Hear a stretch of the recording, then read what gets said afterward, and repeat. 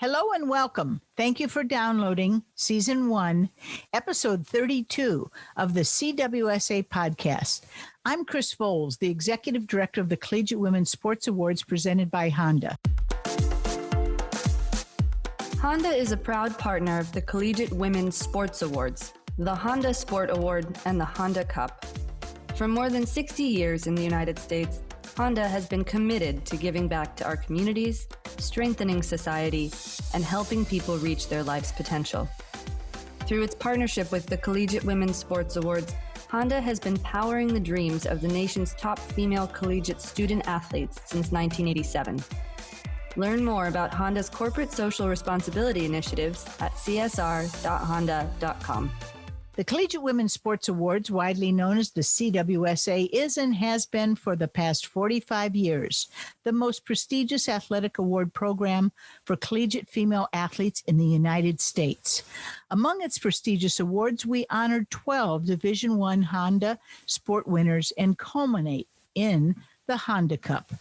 The CWSA podcast features the Collegiate Women's Sports Awards past Cup winners who represent the best of the best in college athletics. We hear about their achievements, experiences, and the lessons they have learned on their journey. We also discover where their life's path has taken them beyond their sporting careers. We share these extraordinary athletes of this elite sisterhood of the CWSA family with you each Monday through June and our 45th celebration. This episode catches up with 2013 Honda Cup winner Keilani Ricketts. She pitched for the Oklahoma Sooners to an NCAA national championship title, played professionally, and is now with the national team working towards the 2021 Olympics. Stay with us on social media. Get Keilani's social media addresses at the end of the podcast. But for now, follow at WIS Sports on Twitter, Facebook, Instagram, LinkedIn, and YouTube. The show notes can be found at wisports.com on the CWSA podcast page. Please follow along with CWSA at CWSA_Honda Cup on Twitter and Instagram, and Collegiate Women's Sports Awards on Facebook and YouTube, as well as on our website. You'll be getting Keilani's socials towards the end of the program. So welcome. Let me give a proper introduction to Keilani Ricketts, former collegiate All-American, pro All-Star, left-handed hitting softball pitcher, originally from San Jose, California. Competed at the University of Oklahoma, where she was the starting pitcher and helped to lead the Sooners to the 2013 NCAA Division I National Softball title. Competed for USA Softball and for the USSA Pride of the NPF and Shoki Softball in Japan. Keilani was a two-time USA Softball Collegiate Player of the Year, two-time Honda Sport winner, and the 2013 Honda Cup winner. Keilani Ricketts, welcome. Thank you so much for having me. Well, I know it's been a challenge for us to schedule because you are on the move. You are with the national team and pitching in various towns and overseas. What's that been like? Yeah, it's been kind of a few hectic months the past few months. I know last year things were kind of all up in the air, and this time last year I was completely free and just had so much free time to do all these different Zoom meetings and everything. And the past few months we've just been preparing for the Olympics. There's been a lot of things that have been up in the air at the Olympics, so we're just going straight on and preparing as if they're still happening, because that's what we know, that they're still happening. And so last year, actually, when we heard the Olympics was postponed and our training was all canceled for 2020, I actually re-signed to go back and play in the Japanese softball league. So I signed with another team called Hitachi, and I was over there playing I played at the end of last year, and then I played a little bit of this year. And so I've just kind of been back and forth between training with the USA softball team. And then I went over to Japan for about a month and a half. And then I came back and was training with the team again. And so right now we're actually in our small little off time. We have about 2 weeks, and then we jump back into training next week, and we are going straight forward until Tokyo. Oh boy, an exciting time for you. Do your paths ever cross with Natasha Watley? They haven't yet. I know last year when we were starting, we had to stand beside her tour. And so that was our tour that we were training around the country, playing different college teams. And we actually started our tour ringing the bell in New York City. And we were able to see Natasha Watley there. And I haven't seen her since then, but yeah, I know she's always around. Yeah. Last I knew, she was coaching in Japan, but she, like you, have been going back and forth. And of course, she runs her foundation in LA as well, and was one of our featured podcast alums, as you are today. Keilani, she's busy. Yeah, she's busy. You women, this is good. Keeps you out of trouble. Let's go back to your childhood. What was that like? When did you start sports? How and why did you choose softball? So growing up, I'm the youngest of 4 siblings, and my parents, they are both athletic, and I know my mom, she played volleyball and basketball and softball growing up. And then my dad, he played football and wrestled in college. And so I know that it was really important for them. They wanted their kids to be able to, stay busy, as you're saying, stay busy in sports and just to keep us out of trouble that way. And so we all ended up playing sports growing up. We played every type of sport. We played soccer, swimming, basketball, volleyball. My brother played football and baseball, and softball just kind of stuck. I think it was mostly my oldest sister, Samantha, who she's the current head coach at Mississippi State right now for their softball team. And, softball, she absolutely loved, and she started playing competitively. And so I think my sister Stephanie, we were about a year apart. And so we just kind of followed her track. And, for me, I always looked up to Samantha, and I always wanted to do whatever she was doing. And so when she was playing basketball and volleyball, softball, I wanted to do the same and be as good as her.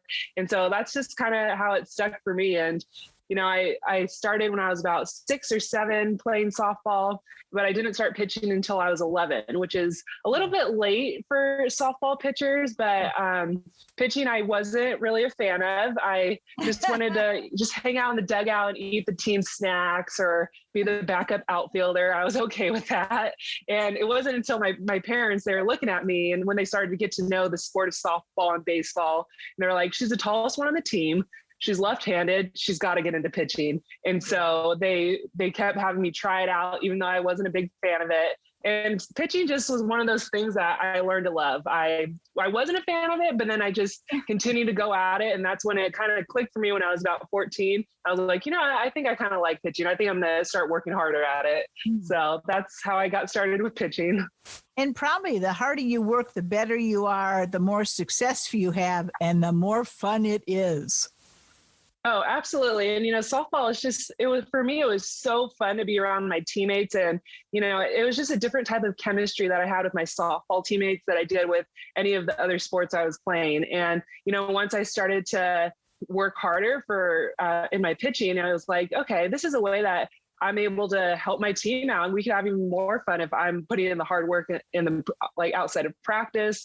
And it was giving me more confidence on the field, which was also helping our team out as well. Mm-hmm. And so you played lots of ASA ball, did you? Yes, I played ASA all growing up, and now they changed the name to USA. So I played ASA. That was the big thing out in California. And so it's really cool now to look back and, I played for the USSSA Pride the past 5 years, and to be able to see that organization grow. And there's so many different softball organizations across the country that are just giving girls the opportunity to play the sport of softball and just to keep growing the sport at that level. Absolutely. So after this success in the age group, you were then recruited. And I pretty much think at 6'2" left-handed, you probably were recruited nationwide. And what did it come down to? For me, It's funny you said that, and I just got a flashback of my mom when I had to send out my recruiting emails. She was like, "Put in your title, 6'2" left-handed pitcher." She's like, "You have to be able to catch the coach's eyes." Yeah. And so all of my recruiting emails, I put that in my title, and I think it kind of helped them come out to the games. Yeah. And so marketing. Yes, I think it might have helped, but for me, after being the youngest of four, and all three of my older siblings, they went on to play Division I sports. And so I think my parents, they were going through the experiences and they were listening to everyone's different advice about the recruiting process. So when it came to me, they wanted to make sure I took my time and I had a variety of choices when I was choosing a school. And, that's my biggest piece of advice that I do give to younger girls is, for me, but when college started to come to my mind, I was thinking, oh, I'll just go to the local school, just stay close to home. I love California. And then when I started to make a list of schools, I wanted to make sure I didn't leave any type of school out. So I made a list of 20 of small schools, local schools, far schools, big football schools, all in between. And I took visits to schools in the Pac-12 or Pac-10 at the time, the SEC and the Big 12, Big 10. And when it came down to it, Oklahoma just had my heart. My sister, Samantha, she was actually playing at OU at the time. And, for me, I wanted to experience the out-of-state experience. And, Norman, it's such a big football school and just a big sports school. So I wanted to be able to experience that. And then also just having my family there would have been easy for my parents to come visit both me and my sister. And so that was, and of course, Patty Gasso, she there's just something about her. You just knew that you were going to get better playing for her. And so just everything was calling my name to play for OU. And I'm so glad I was able to commit and sign to OU. Yeah, absolutely. What a career you had. You end up breaking your own record, setting the school record for strikeout ratio, career best 11.1 per 7 innings. You broke the school strikeouts record, and I think you might rank second all time. And that was only as a sophomore. As a junior, you earned the pitching Triple Crown. Share with our audience what that is, the Triple Crown of pitching.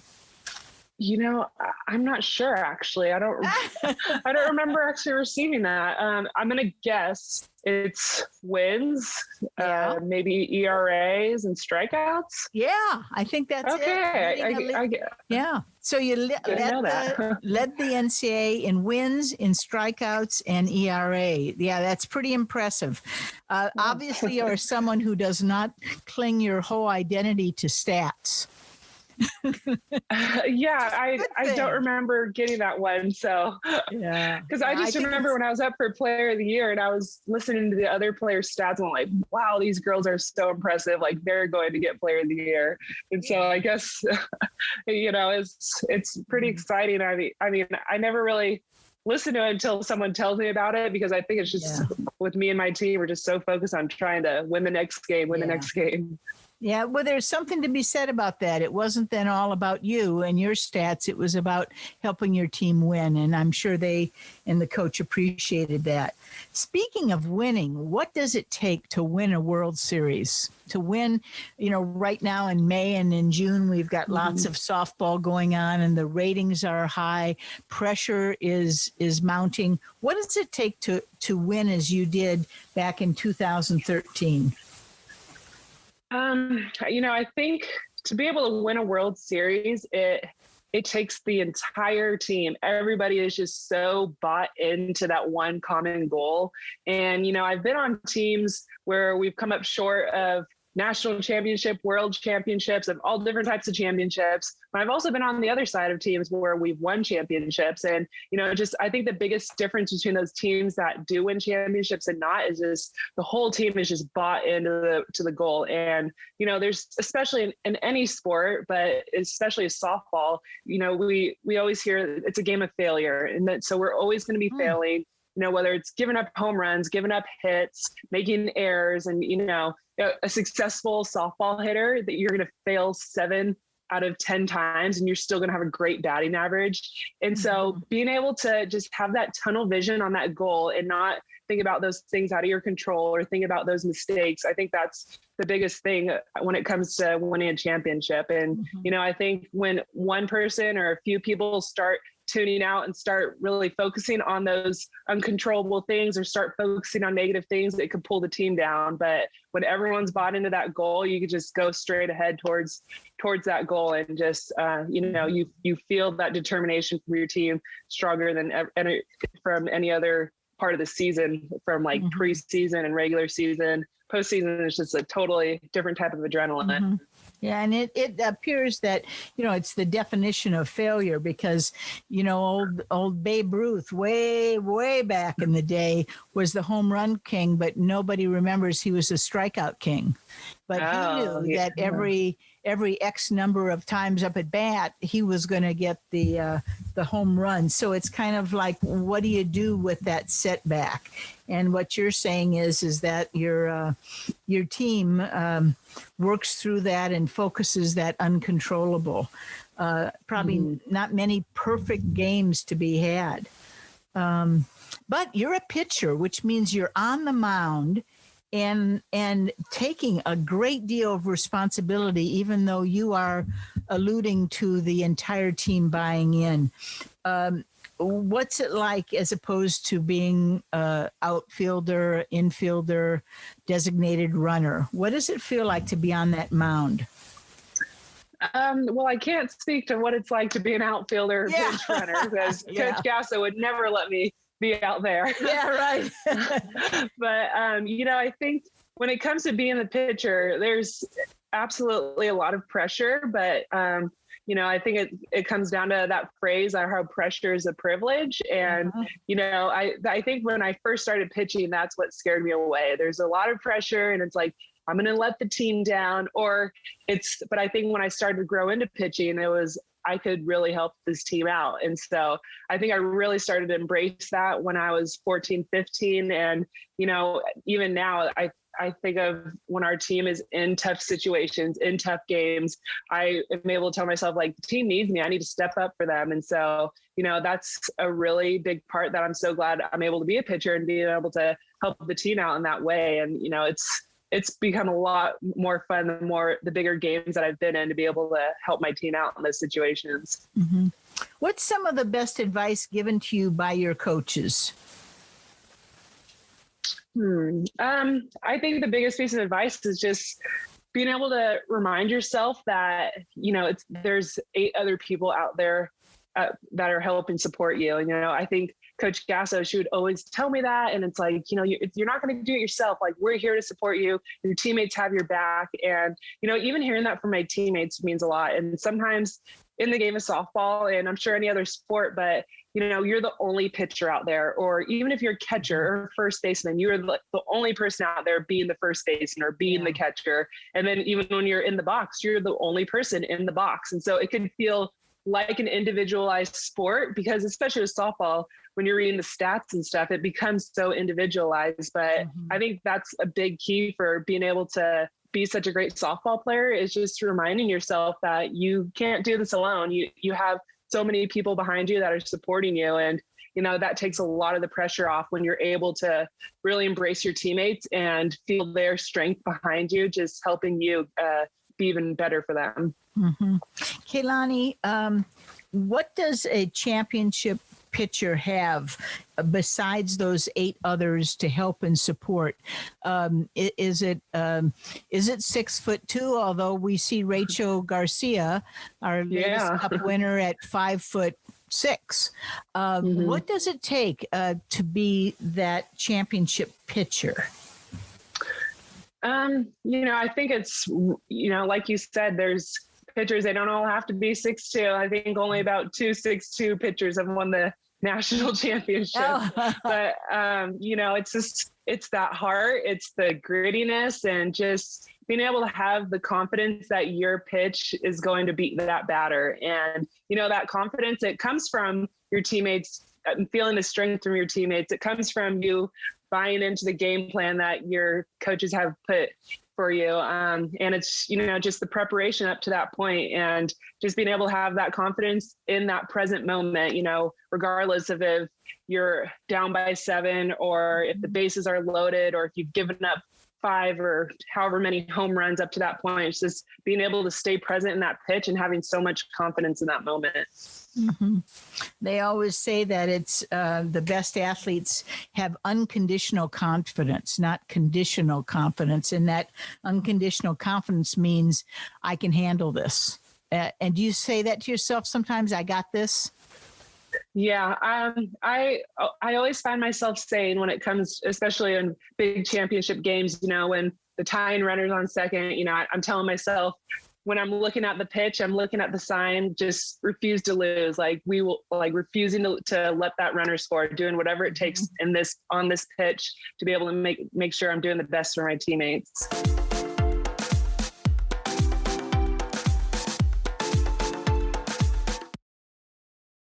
What are you most proud of in terms of your college competition?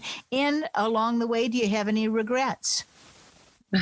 No regrets because, obviously I don't think I would be in this position today if I would have been able to do something different. I think for me, in college, for our team, looking at my career, our freshman year, we didn't make the World Series. And then we were 1 win away from the World Series. And then my sophomore year, we made it to the World Series, but we were two in barbecue. We lost both first games and we were out. My junior year, we ended up making it to the national championship game, lost in game 3. And then my senior year, we won the national championship. So it was almost like every year it was a stepping stone to get better and better. Mm-hmm. And, I think for me, I guess that's what I'm most proud of is our team, every year we refuse to really have we refused to just had what we had last year. We just wanted to get better and better. And, I guess if there were regrets, it would be instead of making our goal like, oh, we want to make the World Series, because we knew Oklahoma had been quite a few years. They had a little bit of a drought before they had made the World Series. And so we wanted to get OU back to the World Series. And, I think going into sophomore year, once we made the World Series, it was like, okay, now what? We already achieved our goal. And so, and after that, it's like, no, that's not the goal. We're going out to going to win a national championship. Yeah. And, I love being able to watch Oklahoma now, and the program has just gotten so much stronger since I've been there. And, they're constantly competing for a national championship every year because that's what their mindset is every year. And so, I'm proud to see the program just take off from when my class and when we had won the national championship. And it's really cool to see how much the program now inspires me as an athlete now. The players are about 10 years younger than me, but, I'm still able to learn from them. And it's really awesome to be able to watch. Right. Now, because of that and other accolades, you won the Honda Cup in 2013. What do you remember about that? And do you think such recognition was and is still important? I remember it was so special because, I was obviously there's only had been 3 up to that point, and I was the first one from Oklahoma to have won it. And I think the biggest thing with that 2013 year was our team was just so good, but I was getting so much recognition, but I felt like, I was getting that recognition because my team was so good that year. And it was the offense, it was the defense. And we had such a great season all year long. And, I just happened to have gotten the accolades because I was the pitcher. And so, it's such a testament to how great my team was that year because, we did set records that year and we did win the national championship, but even though it was me that won the Honda award, it was really them, the Honda Cup. It was really them that just, helped me get to those points. And, it was such a big deal to our program that I was able to get the award. And I know Coach Gasso, she's always saying, we have Heisman statues right in front of the football stadium with all the Heisman winners. And she was saying, no, we need a statue of you up there. Like you're the one that won the Honda Cup. Why not that? Yes. But, and I always say, like, we need a statue of Patty Gasso up there because she's just taking this program off compared to a lot of the programs at Oklahoma. So it's really awesome to be able to see the impact that year had on the Oklahoma program. Yeah. And, we do call ourselves sometimes the Heisman of women's sports, except we've got 12 sports, not just one. And, that year that you won it, Kimberly Duncan, the Georgia great track and field athlete, Elena Deladon, basketball player who still is playing for the WNBA. So you had quite the mix. And we believe that it's important to recognize women who sometimes don't get as much recognition, and then we can follow you in this elite sisterhood as you give back throughout your lives. What did you learn from playing professionally? Because shortly thereafter you headed professionally, I believe. Mm-hmm. I think professional softball was such a big transition for me, and it took me a few years to really get used to it, because when it was college softball, you have everything kind of handed to you in college sports, and, your coaches are telling you where to go. You're telling you when to work out and what to eat and, what not to eat during season and stuff. And so everything, the coaches and just the support staff and the academic support, they're all telling you what to do, and just has your menu all out for you for practice and for outside of practice. And so when I got to professional softball, there's just so much freedom. We don't have all of that support in professional softball, so it's all kind of on you.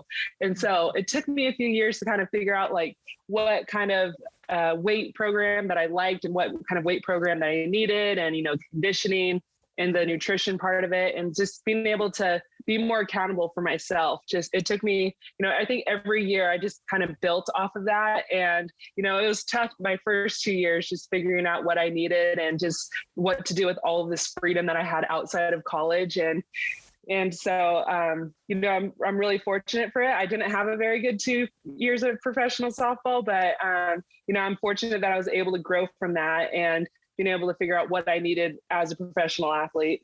Mm-hmm, mm-hmm. What are the qualities or attributes that contribute to making a champion? Those you've seen, the woman you are, just a handful of those qualities or attributes would you identify?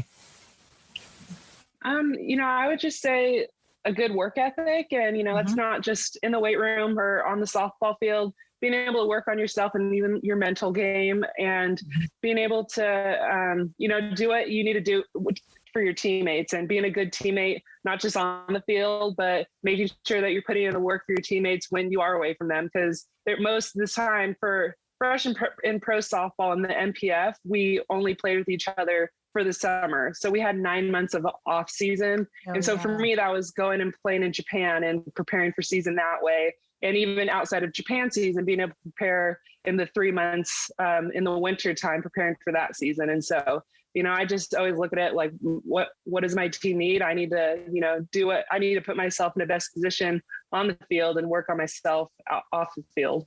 Mm-hmm. Can you use a few adjectives or descriptors for the other 3 Honda Cup winners who were softball players? I'm trying to think. Lisa Fernandez is one. Mm-hmm. What would any quick adjectives or descriptors about Lisa, or you can pass as well? When I see the flat, I never actually watched her play, but, just hearing about her from different teammates that have played with her, or even watching the highlights, I would just say she was just gritty and her work ethic. Just hearing stories of her work ethic is so impressive. Yeah, I think you got the story right. How about Natasha Watley? She's clutch, very clutch. She just comes up when the team needs her the most, and she gets that huge hit for you, and she's able to just give so much momentum to the team. Mm-hmm. How about Rachel Garcia?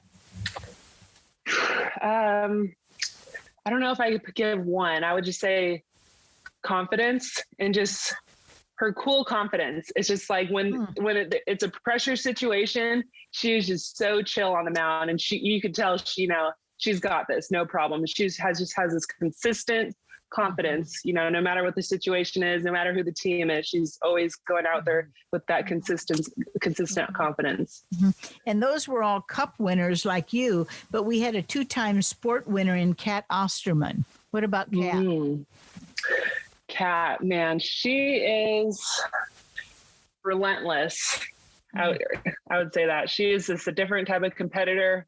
And for me, it's like I looked up to her so much when I first started pitching when I was a teenager, and now getting to play with her on the USA team and even on the Pride, just seeing her competitive nature, it's so special. And I'm so fortunate to be able to witness it. Mm-hmm. Now, as an aside, softball led you to your husband. It's something related to softball clinic in American Samoa, and then you got married in 2017. How did that come about?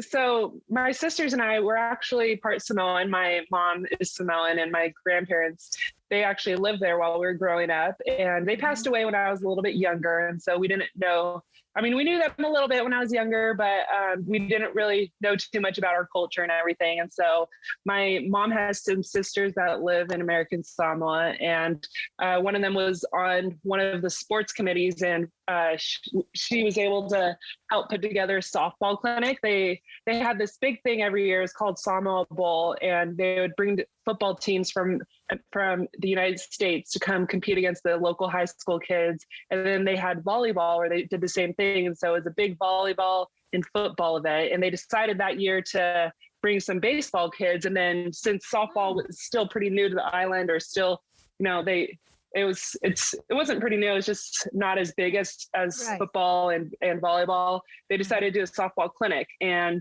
so my sisters and I went out there for a softball clinic, and it was the best experience of my life. And, it was just so fortunate to be able to only be there for about a week, but it was awesome to be able to see just the growth of the players, and just being able to see how athletic the Samoan people are, and, just their passion for just going out there and just wanting to compete with each other. Didn't matter what the sport was. And, it made me just want to continue to give back. And, during that time, I was able to meet my family, meet my cousins, and my husband, he just happened to have been out there because he was going to school in Hawaii at the time and was visiting his parents on Christmas break. And my cousin introduced us. He was friends with one of my cousins, and, he thought I was a volleyball player, and he thought I was there for volleyball. Yeah. And it was, so that was pretty funny because he thought I was a volleyball player when we first interacted and stuff. And so we ended up, we're long distance since he was in Hawaii. And then, we had been long distance for a good part of our relationship until we ended up getting married, and he was in the Army at the time. And then we ended up moving to Oklahoma after he got out of the Army. Yeah. And so, it's pretty cool because, a lot of people, they think that athletes end up dating athletes, and he wasn't an athlete. He is a big guy. Like he played sports in high school, but it's kind of a nice break whenever I'm around him, where he doesn't really talk about the athletic side or anything, and just doesn't want to talk about softball too much. And so, it's a good balance for me when I'm always around softball. Yeah. I saw you a few years ago at the Mary Nutter Classic, and you were a volunteer coach for Oklahoma. And you just mentioned how grateful you were to be able to see the growth of players. Does this mean that coaching might be in your future, or what's next? Although we are going to come back to the Olympics just for a minute, but what's next after the Olympics? That's a good question. Still trying to figure that out. I know I still do want to continue to play, but I'm still unsure with that. But I do love giving pitching lessons. That's one thing I did realized that I loved doing it during quarantine. I was doing it a little bit when I was a volunteer coach, and then a little bit when I was just training. But when I really didn't have much to do last year, when everything was canceled, I was given a lot more lessons. And I do definitely want to do something to give back to the sport of softball and being able to either give lessons or maybe if it's college coaching. But yeah, I love being around the kids. It's awesome to be able to just see myself a little bit in each one of these kids I give lessons to. And so I think that might be in the future. Mm-hmm. Well, keep us in touch and let me know where you land with that one. Okay, Keilani? Will do. Okay, so in 2019, they name players for the Olympics. So first of all, congratulations. Thank you. Then comes COVID, and you're put on hold. And this is a big comeback for softball anyway, because it's been on hiatus since 2008, which could be the topic of a whole podcast in terms of that void. But tell us what your experience is now and what it was in COVID, and how are you ready for Tokyo, and how is that going to roll? So, like you said, they named the team in 2019, and in 2018, when I was on the USA team, I was on the team back in 2011 and 2012 when I was in college, and then I ended up playing pro softball after college. And then when it came time with the Olympics, I was able to get invited to play for the World Championship team, and I made that team, and we were able to qualify for the Olympics, and we won the World Championship in 2018. And so from then, we had the tryouts in 2019, in the fall of 2019, and that they made the Olympic team. And so it was so exciting for all of us from 2019, and to be able to go through that process of, getting ready for the Olympics and going into the Olympic tour, because that's always was the big thing in 2008 and 2004, was this going on this Olympic tour around the country and being able to play in front of all of your US fans before you go out and play in the Olympics. And so we had such a great time when we were doing that in January and in February, and then in March when it ended up getting canceled. But, we had a busy few months, and we were traveling a lot, and we had the mindset that we were going to be gone for most of 2020 from January until July of the Olympics. And so when everything got stopped, we were just all kind of like, wait, what? Are we going to get back together? And we were at home, and it was almost like we didn't know what to do at home. And, we kept like FaceTiming each other. We were still training as if it was something that was going to happen. And then when we got news of the Olympics getting postponed, I think it was just a whirlwind of emotions for everyone. A lot of girls, or there's quite a few girls that are either planning on retiring after the Olympics or planning on doing something else. And, that was just, that was big news. That was hard for a lot of girls. And then when it came time to no fans at the Olympics, I think that was another thing that was hard. But, just having your friends and families at the Olympics, a lot of us, this will be our first time, and not being able to share that moment with our loved ones it's really tough. But then, at the end of the day, it's still awesome that we do have that opportunity. We're able to go to the Olympics with that big hiatus that we've had from softball being out of the Olympics. And so, this is going to be really special for us in softball. It's the first time in 13 years, but it's also, we're only in for this Olympics. We won't be in the 2024 Olympics. And so this is just a moment that we're just going to have to soak it all in and just hope that we can make such an impact that softball can stay in the Olympics after 2024. I know we do have a good chance with it in 2028, being in LA, and then hopefully Sydney after. But it's been a tough time for our sport, especially being in the United States and seeing how big the sport of softball is. Right. But I think that's what's so tough with it not being as popular worldwide. And, it's hard for us Americans to really understand that like why softball isn't in the Olympics. Right, exactly. Very difficult to understand, but you'll be cheered on by legions of people who count themselves as fans, males and females, who watch collegiate on television and show up. So best of luck to you. We're going to be following all of our cup winners and sport winners who are on Olympic teams on social media. So we still need to have that picture of you in your USA uniform sometime. Although I think I got one of you in Palm Springs one year. So who knows? Maybe we'll repurpose that. Yes. Keilani, what are the lessons that sport has taught you? Just as we wrap up now, maybe that's a good thing to end with, because no matter what you do next, what are those lessons that sport has taught you?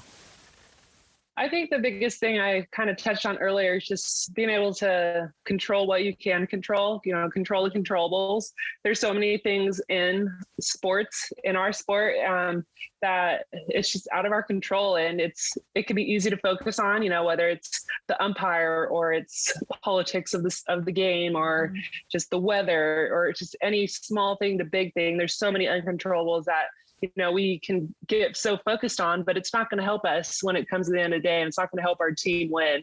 And so being able to focus on things that I can control, that's what's going to make me a better softball player. And that's what's going to help our team get better. And so, those things that I can control is just, I've really gone into meditation, and I feel like that's helped my mental health a lot. And just being able to enjoy your teammates and finding strength in yourself by enjoying those people around you and enjoying those moments, and, just staying present with everything. Those are just lessons that I could take outside of softball. And, I'm so fortunate that I've gone through so many tough lessons in the game of softball to really help me just grow as a player, but grow as a person as well. Mm-hmm.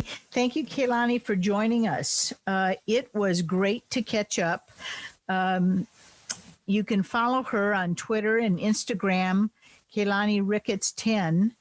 And please follow. So my Twitter, Facebook, and Instagram, they're all the same handle. It's LANIRICKETTS 10. Keilani Ricketts 10. Keilani Ricketts 10.